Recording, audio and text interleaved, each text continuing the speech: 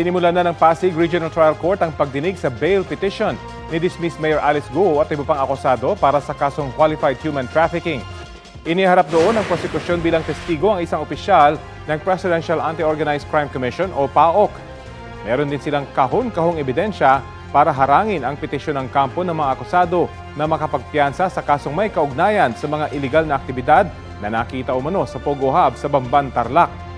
Dumalo sina Go at mga kapwa-akusado sa pamamagitan ng video conference. Itutuloy ang pagdinig sa October 22.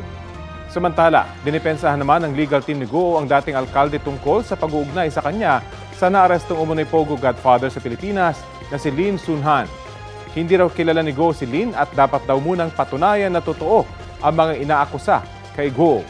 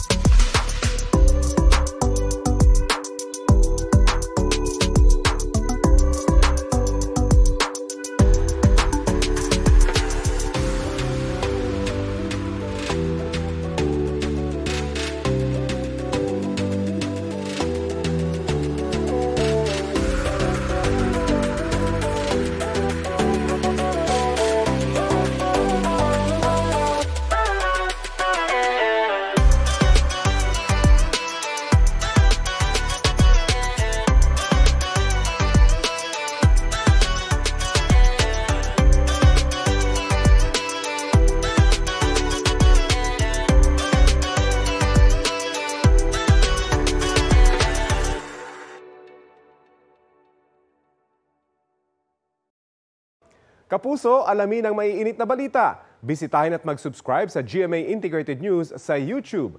Sa mga kapuso abroad, samahan nyo kami sa GMA Pinoy TV at sa www.gmanews.tv.